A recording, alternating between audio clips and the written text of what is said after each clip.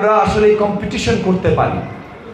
তো সেই জায়গাগুলো থেকে জাতীয় সরকারে ধানের শীষ মার্কার সরকারই শুধুমাত্র আমাদের এখন প্রয়োজন।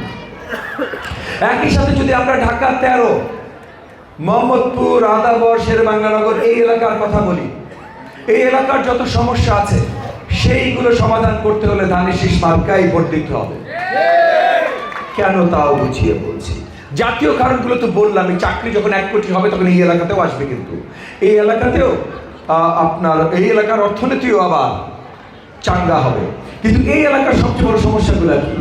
গ্যাস সংকট, সন্ত্রাস সংকট, চাঁদাবাজি, কিশোর গ্যাং, মাদক ব্যবসা, রাস্তার সংকট, রাস্তা নাই, রাস্তা ভাঙা, রাস্তার জায়গা নাই, জলবদ্ধতার সংকট, বৃষ্টি হলে পানি জমে যায়, পানি উঠে যায়, ময়লা পানি উঠে যায়, ওয়েস্ট ডিসপোজালের সংকট, ময়লা কোথায় ফেলবেন, কোথায় থেকে এটা নিয়ে যাবে, কি এলাকা গন্ধ হয়ে থাকে, সংকটই সংকট আমাদের এলাকায়।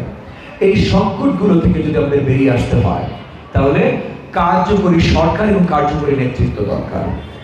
আমি আপনাদেরই একজন, আমার বাসা হুমায়ুন রোডে। আমি জানি এটা নিয়ে অনেক মিথ্যাচার হয়েছে, আমি এখানকার না, আমি অন্য জায়গার।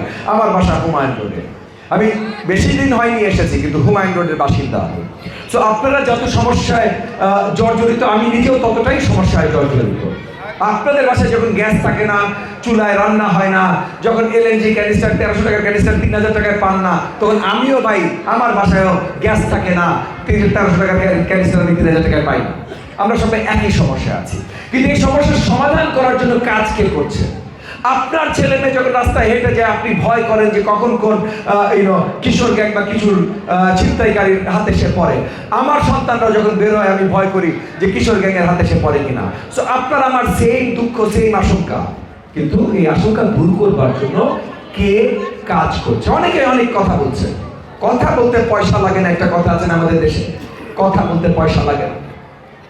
গ্যাস সংকট দূর করবার জন্য ইতিমধ্যে আমরা তিতাসের কর্মকর্তাদের উপরে অনেক শক্ত চাপ সৃষ্টি করেছি, যেন তারা চোরাই লাইন বন্ধ করা শুরু করে এবং যত লিক পাইপ আছে সেগুলো সারা শুরু করে, এবং তারা কিছু দূর শুরু করেছে।